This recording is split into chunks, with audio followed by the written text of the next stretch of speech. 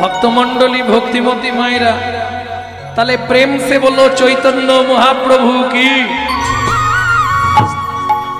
Doctor হরিনাম শুনলে জীবের কল্যাণ হয়, এটা সত্য কথা। যেমন ডক্টর বিধানচন্দ্র রায় বলছে দুধ খেলে শরীরে 32 রকম ভিটামিন জন্মায়। কিন্তু মাগো, দুধটা যদি বিড়ালের মুখ দেওয়া হয় ওতে ভিটামিন হবে তো? ও তো দিনথরিয়া হয়ে মরবে।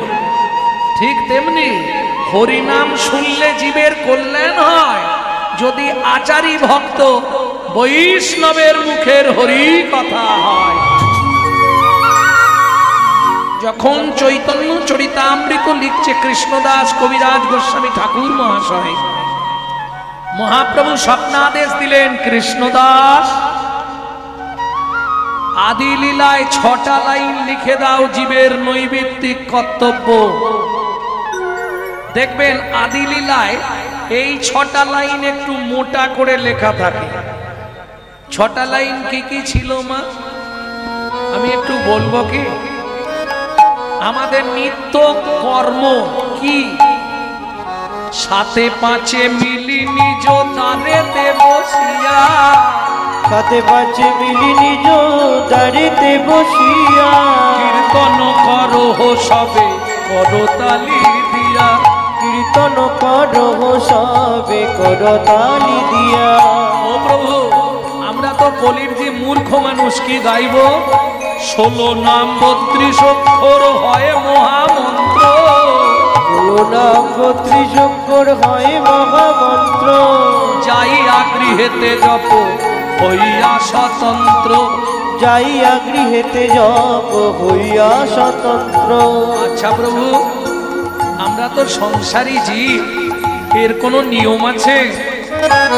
খাইতে শুইতে নাম লবে যথা তথা, খাইতে শুইতে নাম লবে যথা তথা, স্থান কাল পাত্র নাই নিয়ম বিধি তথা, স্থান কাল পাত্র নাই নিয়ম বিধি তথা। সময় পেলেই গাইবে, সময় পেলেই গাইবে, সময় পেলেই গাইবে, সময় পেলেই গাইবে, বলি হরি নাম মহামন্ত্র, সময় পেলেই গাইবে, হরি নাম মহামন্ত্র, তোমার কাম কামনা দূরে যাবে, হরি নাম মহামন্ত্র, কামনা দূরে যাবে, হরি নাম মহামন্ত্র, কামনা দূরে যাবে, হরি নাম মহামন্ত্র, কামনা দূরে যাবে, হরি নাম মহামন্ত্র, সময় পেলেই গাইবে। দু ভাই প্রত্যেক দিন 80 হাঁড়ি করে মদ খেত। এটা তো সবাই বলবে জগাই মাথায়। যদি প্রশ্ন করি কোথায় লেখা আছে, ব্যাস চৈতন্য ভাগবতে বৃন্দাবন দাস ঠাকুরের কলম। প্রত্যেক দিন 80 হাঁড়ি করে মদ খেত জগাই মাথায়। আচ্ছা, নিত্যানন্দ প্রভু দিয়ে কি বললো?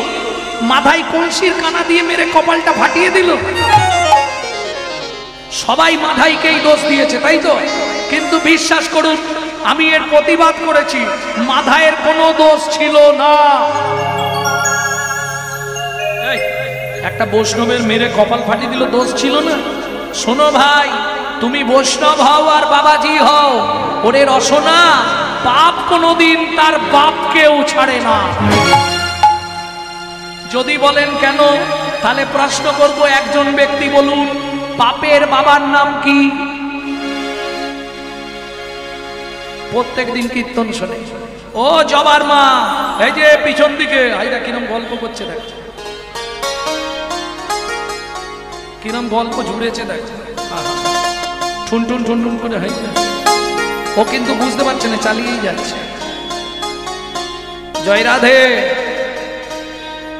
সারা রাত হরি নাম শুনলে 25 ভাগ পুণ্য সঞ্চার হয়। হরি ভক্তি বিলাস। হরিবাসরে একটা আন কথা বললে 75 ভাগ মহাপাপ হয়। 2 টাকার পুণ্য কিনতে সে 200 টাকার পাপ কিনে নিয়ে বাড়ি যাবে নাকি? খুব সাবধান। এতক্ষণে হেতু ভাঙল। পাপ কোনোদিন বাপকে ছাড়ে না। পাপের বাবার নাম কি জানেন না? ভগবান শ্রীকৃষ্ণ। শ্রীকৃষ্ণের পিছন দিক থেকে একটা পুরুষ জন্মায় যার নাম পাপ। পাপ বাপকে ছাড়েনি কেন বললাম? শতপুত্রের জননী গান্ধারীর অভিশাপ, কৃষ্ণ আমার 100 সন্তানকে মেরে দিলি। ভাবুন ও মায়েরা, আমাদের একটা বাচ্চা যদি কিছু হয়ে যায় বুক ফেটে যায়, কতখানি কষ্ট বলুন তো। যে মায়ের 100টা সন্তানকে মেরে ফেলা হলো, সেই মায়ের কি অবস্থা? গান্ধারীর চোখে বাঁধা ছিল পটি। কতগুলো পটি বাঁধা ছিল মা? 101। দুটো গ্রন্থই দুরকম, এক জায়গায় 8, এক জায়গায় 1। যাই হোক 101টা, এটাই ফাইনাল। কেন? ভালো করে চলুন, এক্ষুনি প্রমাণ হবে 101টা কেন বললাম। গান্ধারী ছুটতে ছুটতে যাচ্ছে, চোখ বাঁধা অবস্থায়। দুর্যোধন, দুঃশাসন, তোরা সবাই মরে গেলি বাবা। কৃষ্ণ রে, তুই তো আমার আত্মীয়। আরে শোন, আমি জানি আমার ছেলেরা অত্যাচারী, অনাচারী, ব্যভিচারী, ভ্রষ্টাচারী, কুলাচারী, চরিত্রহীন, লম্পট। তুই তো ভগবান। তুই 100টার মধ্যে একটা বাঁচিয়ে রাখতে পারতিস। আমার 99টা সন্তানকে তুই মারতে পারতিস, একটা রাখতে পারতিস শুধু মুখ অগ্নি করে পিণ্ডিটা দেওয়ার জন্য। শুনে রাখ কৃষ্ণ, আমার ছেলেগুলোকে তুই তীর বিদ্ধ করে করে মেরেছিস। তোকেও কিন্তু মৃত্যুর আগের মুহূর্তে ব্যাধের হাতে তীর খেয়ে মরতে হবে।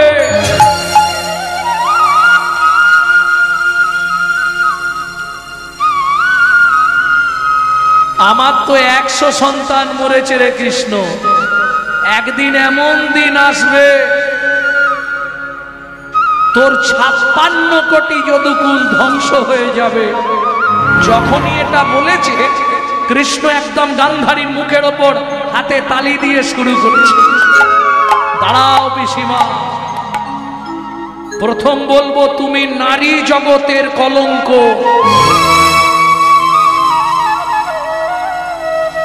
কি বলছিস কৃষ্ণ? তুই কি বললি আমাকে? অবশ্যই বলবো। যে মা তার কটা সন্তান নিজেই জানে না, সে মায়ের পরিচয়টা কি দাঁড়ায়? তুমি আমাকে অভিশাপ দেওয়ার আগে একবার ভেবেছিলে আমি তোমার 100 সন্তানকে মেরেছি, কিন্তু তুমি কি জানো তোমার এখনো একটা সন্তান জীবিত আছে?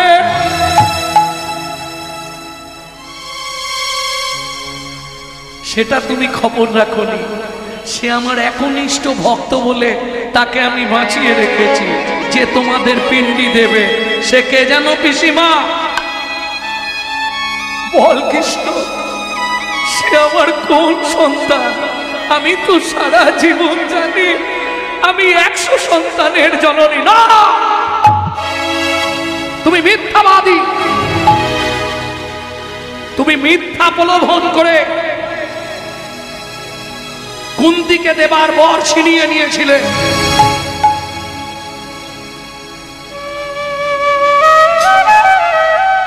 কৃষ্ণ, তোর পায়ে ধরছি, তুই বল আমার সেই সন্তানটাকে। বল কৃষ্ণ। আমি বলবো না, তুমি খুঁজে নিও। আমি এমন করব না যে তোমাদের মুখ অগ্নি করে পিণ্ডি দেবার মতো কাউকে আমি রাখিনি। আর এটাও জেনে রাখো, তোমার একটা ছেলেকেও আমি কুরুক্ষেত্রের মাটিতে মরতে দিইনি। কেন? তুমি জানো না পিসিমা, কুরুরাজ সাধনা করেছিল কুরুক্ষেত্রের মাটিতে যার মৃত্যু হবে সে গোলক বৈকুণ্ঠ ধামে যাবে। তোমার ছেলেগুলোকে কুরুক্ষেত্রের মাটিতে মারিনি কেন জানো? চোর যদি যায় সাধুর কাছে, স্বভাব যাবে তার পিছে পিছে। ওদেরকে গোলকে পাঠালেও সেখানে গিয়ে ওরা গন্ডগোল করবে। অতএব শুনে রাখো পিসিমা,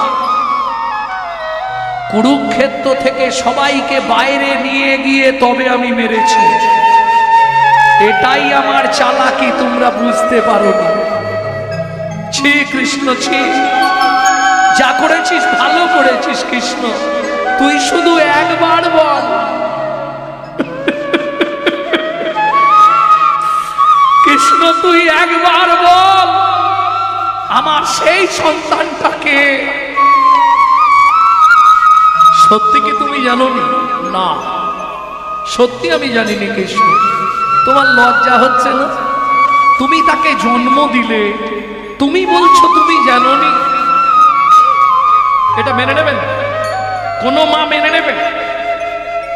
লজ্জা হবে সমাজের মুখে। তা কি যে মা সন্তানের জন্ম দিয়ে তাকে মনে রাখতে পারেনি, এটা মেনে নেওয়া যায়?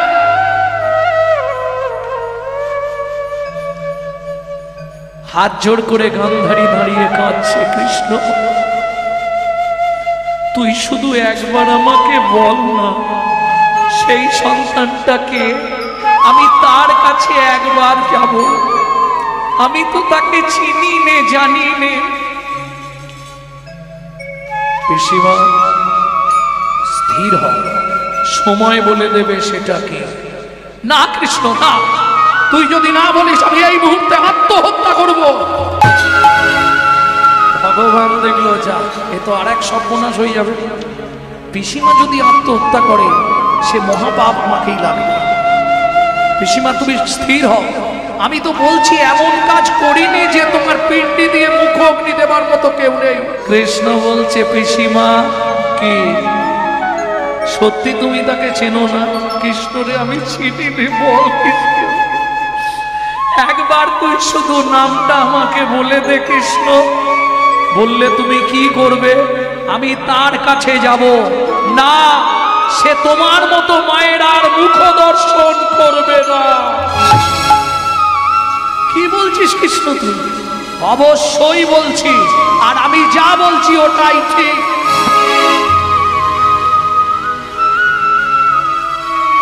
বল না কৃষ্ণ, তবু একবার বল কে সে আমার সন্তান? সে কে যেন পিসিমা? তাহলে শুনে নাও, সে হলো যুযুৎস।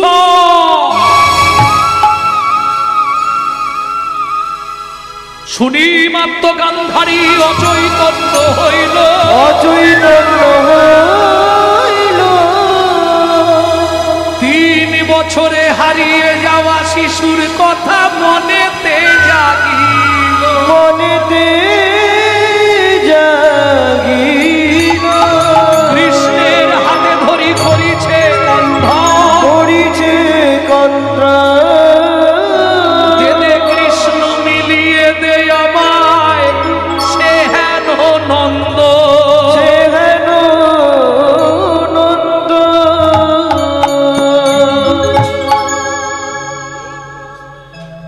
ভক্তমণ্ডলী, ভক্তিমতী মায়েরা, আপনারা নিশ্চয়ই জানেন গান্ধারীর এই অভিশাপ পূরণ করার জন্যে ভগবানকে ব্যাধের হাতে তীর খেয়ে মরতে হলো।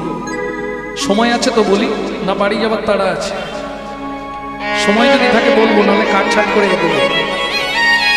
তাহলে শুনে নিন, ব্যাধ জরা ব্যাধ যেদিন তীর মারল, ভগবানের দেহটা মাটিতে পড়ে গেল। সবাই তো কীর্তন শোনেন সব সময়। আমাদের বিপদ হলে আমরা ভগবানকে ডাকি। যেদিন ভগবানের ওই অবস্থা, ভগবান সবার প্রথম কার নাম ধরে ডেকেছিল?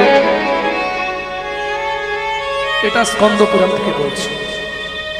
কার নাম ধরে ডাকলো ভগবান? অর্জুন। অর্জুন সব থেকে প্রিয় ভক্ত ছিল ভগবানের অর্জুন। ছুটতে ছুটতে আসছে অর্জুন। বাবুন, দ্বারকার জঙ্গলে ভগবান শ্রীকৃষ্ণ ব্যাধের হাতে তীর খেয়ে মাটিতে পড়ল, ছটপট করছে মৃত্যু যন্ত্রণায় ভগবান। অর্জুন ছুটতে ছুটতে এলো।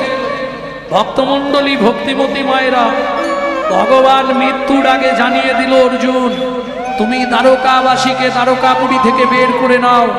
আমার মৃত্যুর 1 দণ্ড পর দ্বারকার ওই প্রাসাদ জলের নিচে চলে যাবে। এটাই আমার বিশ্বকর্মার সঙ্গে চুক্তি করা ছিল। অর্জুন ছুটতে ছুটতে দ্বারকায় খবর দিল। যেতে যেতে পথে দেখে উদ্ধব। উদ্ধব এখানে দাঁড়িয়ে, তাড়াতাড়ি যাও, কৃষ্ণের শেষ অন্তিম দৃশ্যটা দেখে নাও। ভক্তমণ্ডলী, ভক্তিমতী মায়েরা সবাই এসে দাঁড়ালো ভিড়ে।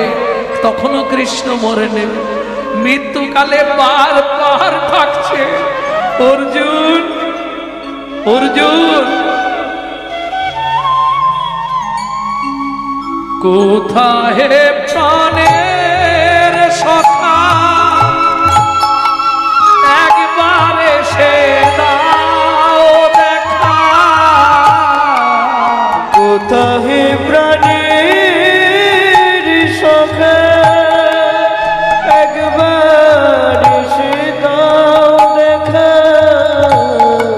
দেহ ছাড়ি প্রাণ বাহির হয় মোর দেহ ছাড়ি প্রাণ বাহির হয়। ভগবান শ্রীকৃষ্ণ অর্জুন এসে বসলেন, অর্জুনের কোলে মাথা রাখলেন, ভগবান কৃষ্ণ শেষ নিঃশ্বাস ত্যাগ করলেন। ও মায়েরা, ভগবানের দেহ পুরানোর জন্যও আমাদের মতনই ব্যবস্থা হয়েছিল। এগুলো জেনে নিন, স্কন্দ পুরাণ থেকে বলে দিচ্ছি আমি। চন্দন কাঠ সাজানো হলো, কি সাজানো হয়? চিতা।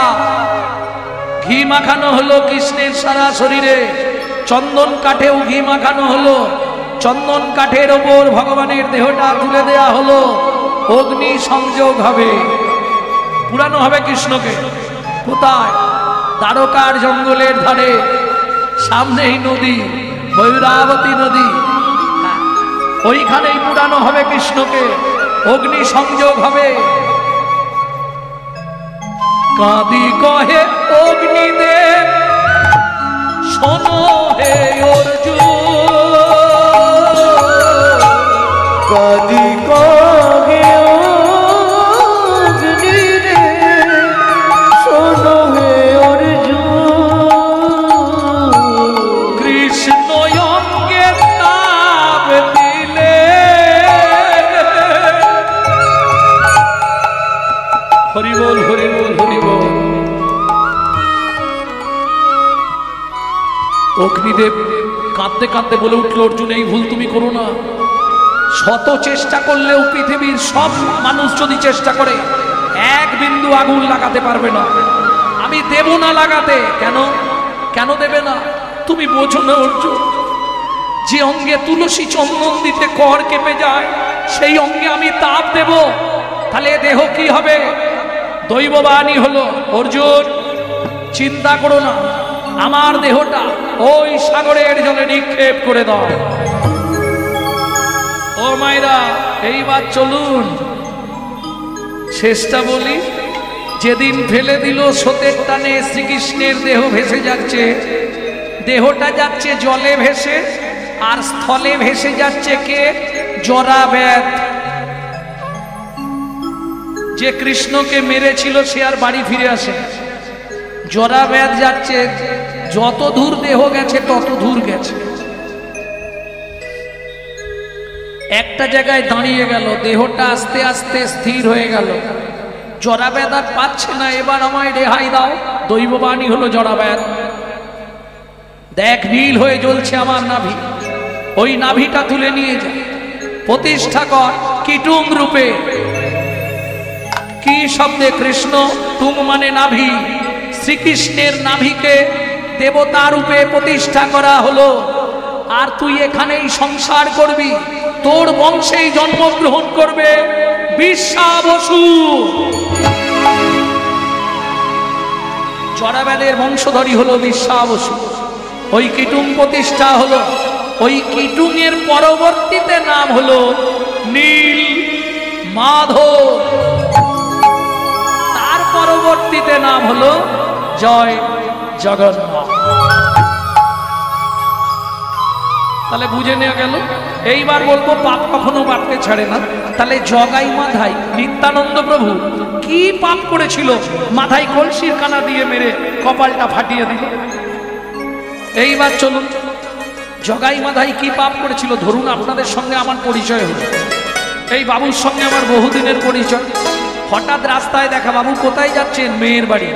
প্রচন্ড রোদের তাপ, একটু হরিনাম করতে করতে যান, যদি সান স্ট্রোক হয়ে যায় তবু নাম করতে করতে মরতে পারবেন। উনি আমাকে এক চড় মেরে দেবে? এটা হয় কি? তাহলে নিত্যানন্দ প্রভু বললে মাদাই তোরা হরিনাম কর, বলতেই মেরে দিল? না, ওরে রসনা, পাপ কোনোদিন বাপকেও ছাড়ে না। কি পাপ করেছিল ভালো করে শুনে নিন, এইবার বলবো।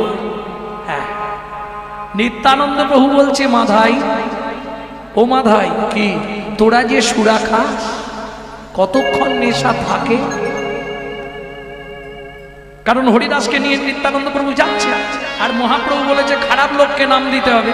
হেন কালে পথে দেখে দুই মাতোয়ার, হেন কালে পথে দেখে দুই মাতোয়ার, কৃপা করতে গেল তাদের নিতাই দয়াল, তাদের কৃপা করতে গেল নিতাই দয়াল। এই মাতালদেরকে হরিনাম দিলেই জগৎ পেয়ে যাবে নাকি? খারাপ লোকেরাই হরি বল হরি বল।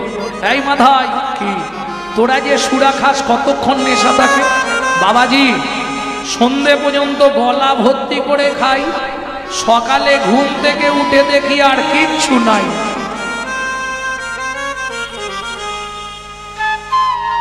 এই যারা খাওয়া দাওয়া করো তারা যেন রাগ করোনি। মাধাই, কি আমার কাছে একটা সুরা আছে, খাবি? কেন বাবাজি, খেলে কি হবে? একবার যদি খেতে পারিস জনম জনম নেশা রয়ে যাবে। জগাই, প্রত্যেক দিন পয়সা নষ্ট করে লাভ নেই, একবার খাবো সারা জীবন নেশা থাকবে। ও বাবাজি, তাহলে আর দেরি করবো নি, দিয়ে দাও। এই মাধাই, কি আমার এই সুরা তো ওইভাবে খাওয়া যায় না, কিভাবে খেতে হয় বাবাজি? মাথায় স্নান করে আয় গঙ্গা জলে, সুরা দিব তোর কর্ণমূলে। মাথায় স্নান করে আয় গঙ্গা জলে, সুরা দেব তো কর্ণমূলে। আমার এই সুরা, মাথায় এই সুরা, এই সুরা একবার খেলে ভব ব্যাধি যাবে চলে। স্নান করে আয় গঙ্গা জলে, সুরা দেব তো কর্ণমূলে। স্নান করে আয় গঙ্গা জলে। দেখেছিস দেখেছিস, বাবাজি স্নান করতে বলছে মানে আমাদের নেড়া করবে। মার বাবাজিকে, মার মার মার মার, মেরে দিল। এটা মেনে নেবেন তো? না, এর পিছনে একটা রহস্য আছে, সেটা আপনারা জানেননি, সেটা আজকে ভাঙবো। কি রহস্যের জন্য নিত্যানন্দের কপাল ফাটলো জানেন বাবা? জানেন না? একটু শুনবেন মন দিয়ে। আমার সমস্ত ভক্তের কাছে অনুরোধ রইল, একটু মনটা আমাকে দিন। একটি মেয়ে বনভ্রমণ করতে করতে একটি ছেলেকে দেখে বললে, শুনছো কি আমার নয় তোমাকে খুব ভালো লাগে, বলতে পারি না। ভালো কথা, ভালো লাগতেই পারে, না লাগার কি আছে?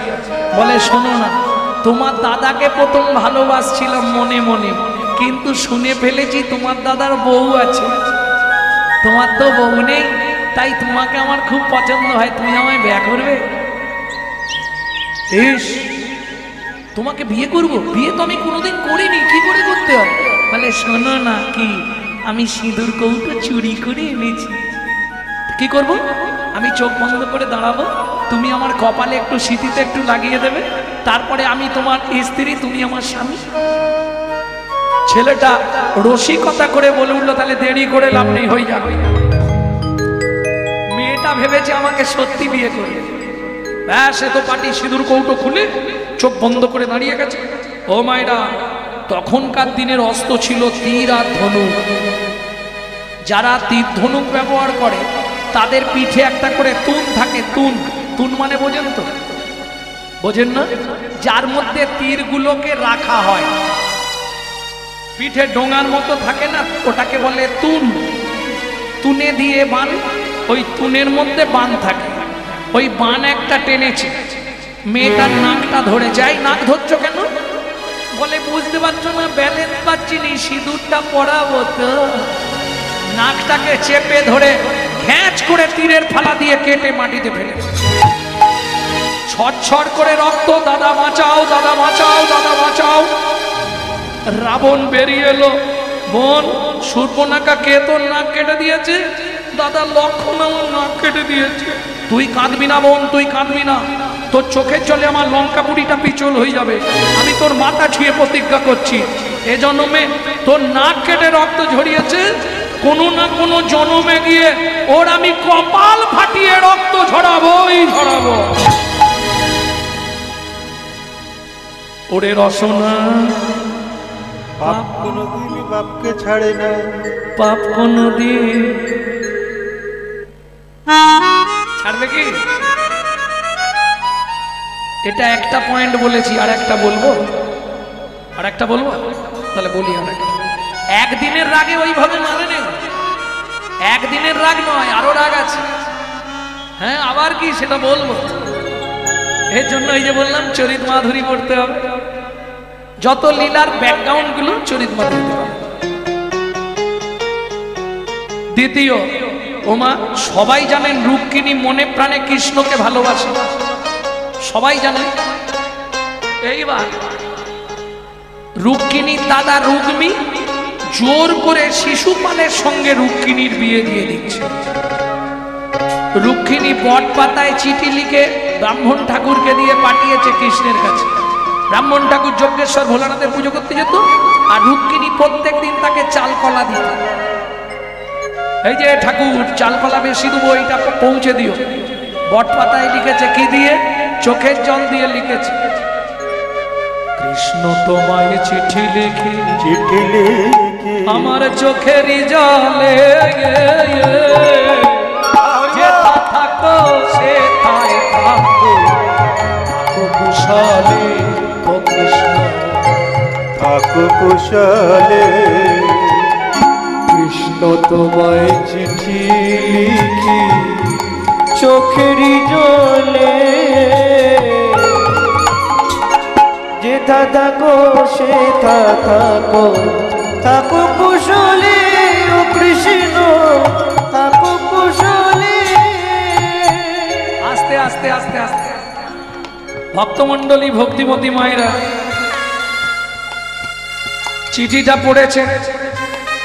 পড়ে ভগবান শ্রীকৃষ্ণ মনে মনে ভাবলেন না দেরি করা যাবে না, রুক্মিণীকে বাঁচাতে হবে। ভগবান কি করলেন? ঘোড়ায় চড়ে চললেন রুক্মিণীকে বাঁচানোর জন্য। ভক্তমণ্ডলী ভক্তিমতী মায়েরা, ওদিকে শিশুপাল বর সেজে যাচ্ছে বিয়ে করতে। কিছু মনে করবেন না, যেদিন বিয়ে করতে যায় সে একটা আলাদা ভাব থাকে। কি বাবা, কি গো, বিয়ের দিনের ছেলেদের একটা আলাদা ভাব থাকে না? ছাতি একবারে 56। হ্যাঁ ও মায়েরা, গিলে করা ধুতি পাঞ্জাবি, মাথার ওপর একটা কি থাকে? টপুর টপুর। হ্যাঁ, তারপরে পায়ের নাকড়া, গাড়ি থেকে যখন নামছে আলাদা একটা টেম্পার থাকে, ছাতি একবারে 56। কেন? মেয়েদের হুলাহুলি পড়ে যায়, ওরে বর এসে গেছে রে, বর এসে গেছে।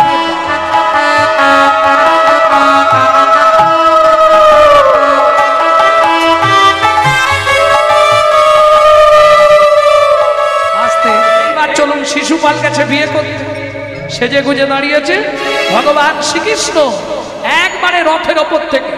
64টা বিদ্যা জানত কৃষ্ণ। শান্তিপুনি মুনির কাছে শিখেছিলেন 60টা বিদ্যা, বাকি 4টে বিদ্যা নিজের বিদ্যা, যেটা পৃথিবীতে কেউ জানতো না। বুঝে গেল? 64টা বিদ্যার অধিকারী ভগবান, যার জন্য তিনি ভগবান। একদম রথের ওপর থেকে পিঠের চালে মারলো লাথি, মুখ থুবড়ে পড়ে গেল শিশুপাল। তুলে এনে একদম গুছিয়ে চাপ পেটা করেছে। আর ভগবান তো মারামারিতে খুব পটু ছিল না, দারুণ মারতে পারতে পারে। হ্যাঁ, ও মা বকাসুর বধের সময় এগুলো পড়েননি আপনারা? ভাগবত শুনেছেন? এই বক খাবার খাবি, এই বক খাবার খাবি, বলে আয় হাঁকর দেখি কত খাবার একসঙ্গে খেতে পারবি। বক তো বোকা, বুঝতে পারেনি, হাঁ করেছে। ভগবান আস্তে আস্তে পাটা নিয়ে গিয়ে নিচের ঠোঁটটা চেপে দিয়েছে পায়ে, ওপরের ঠোঁটটা ধরে বলে এবার হাঁ কর। সে মনে মনে ভাবছে ওইটুকু কৃষ্ণ কতটা হাঁ করাবে আমাকে। এইবার কৃষ্ণ বাড়তে শুরু হলো, মাঝখান দিয়ে চিড়ে গেল, বকাসুর বধ হয়ে গেল। প্রচন্ড বুদ্ধিদত্ত, তবে তো সে না ভগবান। তাহলে তো কালী দুর্গা শিব সরস্বতী লক্ষ্মী কার্তিক গণেশ সবাই ভগবান হয়ে যেত। হবে কি? জীবনেও চেষ্টা করলে হবে না, এটা মাথায় রেখো। কালী দুর্গা শিব সরস্বতী লক্ষ্মী কার্তিক গণেশ এরা হলো ঠাকুর। ঠাকুর চেষ্টা করলে ভগবান হতে পারবে না। কিরকম বললে শোনো ভাই, দুধ থেকে ঘোল, দুধ থেকে ছানা, দুধ থেকে মাখন, দুধ থেকে ক্ষীর, দুধ থেকে ঘি, দুধ থেকে দই। বিজ্ঞান উন্নত হয়েছে, তাহলে দই থেকে দুধ হোক, হবে? কৃষ্ণ থেকে সবাই চেষ্টা করলেও কৃষ্ণ হবে না। এতে চাংসকলা পুংস কৃষ্ণস্তু ভগবান স্বয়ং। বোঝা গেল? এইবার চলুন শিশুপালকে রথের চাকায় বেঁধে ভগবান শ্রীকৃষ্ণ রুক্মিণীকে উদ্ধার করে ফিরে আসছে। এদিকে বলাই দাদার প্রাণ হচ্ছে কৃষ্ণ। শ্রীদাম কি কানাই কোথায় গেছে? মারামারি করতে গেছে, রুক্মিণীকে উদ্ধার করতে গেছে। ব্যাস নাঙলের ফালায় একবারে শান দিয়ে নিয়ে বলাই দাদা যাচ্ছে। নব নট বড় নীলাম্বর, নব নট বড় নীলাম্বর, নব নট বড় নীলাম্বর, নব নট বড় নীলাম্বর। লম্বে ঝম্বে আওয়ে, লম্বে ঝম্বে আরে, মদে মাতল মুঞ্জর গতি, মদে মাতল মুঞ্জর গতি, উলটি পালটি চাওয়ে, উলটে পালটি যাও। ভক্তমণ্ডলী ভক্তিমতী মায়েরা, বলাই দাদা যাচ্ছে আর কৃষ্ণ আসছে। আপনারা নিশ্চয়ই জানেন বলাই দাদা একটু তোদলা ছিল, জানেন তো? কেন? আর নাড়লে হবে না, আমার কাছে বলতে পারবে না? ছোটবেলায় কৃষ্ণ নুনি চুরি করে খেতে যেত, বলাই দাদাকে নিত না। সেই রাগে বলাই দাদা বাড়িতে যত গুড় থাকতো সব চুরি করে খেয়ে নিত। ছোটবেলায় বাচ্চাদের গুড় একদম খেতে দেবেন না। গুড় খেতে দিলে কিন্তু একটু বড় হলে ওর আলজিভ ছোট হয়ে যাবে, তোদলা হয়ে যাবে। কৃষ্ণ আসছে আর বলাই দাদা যাচ্ছে। কাকা কাকা কানাই রথ থামাও। কৃষ্ণ রথ থামালেন, গলায় কাপড় দিয়ে বলছে দাদা আমার অন্যায় হয়ে গেছে, নেবে এসে কথা বল। কৃষ্ণ নেবে এলেন। দাদা তোমাকে না জানিয়ে আমি রুক্মিণীকে উদ্ধার করে কি করেছিস? আনার দরকার নেই। একাই কাকে বেঁধেছিস? বলে ওই তো শিশুপাল আমার রুক্মিণীকে নিয়ে পালিয়ে যাচ্ছে। কুকু খুলে নিয়ে আয় ওকে, কুকু খুলে নিয়ে আয় ওকে। শিশুপালকে খুলে নিয়ে এলো। বলাই মাথাটা আলো করে ভেজা, মাথাটা ভিজিয়েছে, নাঙলের ফালা দিয়ে ঘেরাস ঘেরাস করে টানছে, পুরো ইডেন গার্ডেন করে দিয়েছে। এক জায়গায় বসে গিয়ে ছচ্ছর করে রক্ত। শিশুপাল রুধির ছুঁয়ে প্রতিজ্ঞা করলো, বলাই দাদা এ জন্মে পথের মাঝখানে আমার রক্ত ঝরালে আগত জন্মে আমিও পথের মাঝখানে তোমার রক্ত ঝরাবো ঝরাবো ঝরাবো। ওগো ব্রজেন্দ্র নন্দন যে শচী সুত হইল সে, বলরাম হইল নিতা। বুঝে নেওয়া গেল। এইবার চলুন চারটে পয়েন্ট নোট করে নিন। কিরকম? সত্য যুগে যারা ছিলেন শ্রী বিষ্ণু নারায়ণের দ্বারপাল জয় বিজয়, ব্রহ্মার চার ছেলে সনক সনাতন সনন শরৎ কুমার, চারজনের অভিশাপে এরা মর্তের মাটিতে সত্য যুগের শেষ ভাগে মানব রূপে জন্মগ্রহণ করলেন। হিরণ্যাক্ষ, হিরণ্যকশিপু। ত্রেতা যুগে তারাই দুইজন, রাবণ কুম্ভকর্ণ। তারপরে তারাই দুইজন, শিশুপাল দন্তবক্ষ। কলিতে তারাই দুই ভাই, জগাই মাধাই।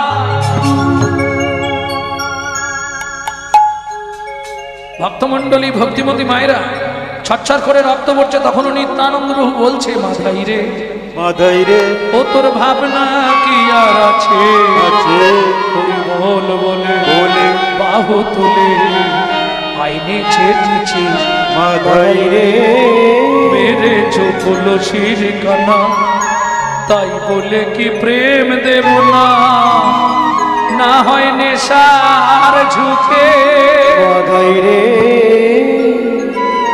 বাপে ছেলেকে মারিলে মাথায় বাপেতে পাবল সম্মুখে দাঁড়িয়ে আছে ও যে গৌর দয়াময় ও যে গৌর কৃপাময় আছাড় খেয়ে বলল মাথায় গিয়ে মহাপ্রভুর চরণে প্রভু তুমি জগাইকে কৃপা করলে আমায় কৃপা করবো না না দূর হয়ে যা কোথায় রে সুদর্শন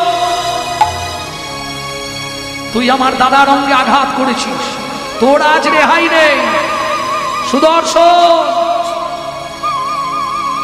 নিত্যানন্দ বাবু হাত দুটো জোড়ো করে বলে উঠলো সংবড় ও হে প্রভু জগন্নাথ সংবর হে প্রভু জগন্নাথ তোমার দুটি পায়ে পড়ি জোর করিহা ওগো তোমার দুটি পায়ে পড়ি জোর করিহা পতিত পাবন হেতু তোমায় অবতার পতিত পাবন হেতু তোমায় অবতার তোমা বিনয়ে পতিতদের উদ্ধারিবে তোমা বিনয়ে পতিদের উদ্ধারিবে এই মাথায় দেরি করিস না ঘর গিয়ে চরণটা জোর করে মাথায় পড়ে গেল মহাপ্রভুর চরণে প্রভু তবে তারে দেখাই আপন সার তবে তারে দেখাই নাই আপন সর রসরাজ মহাভাব হয় দুইর ওগো রসরাজ মহাভাব হয় দুইর ভক্ত শোনে ভগবানের মিলন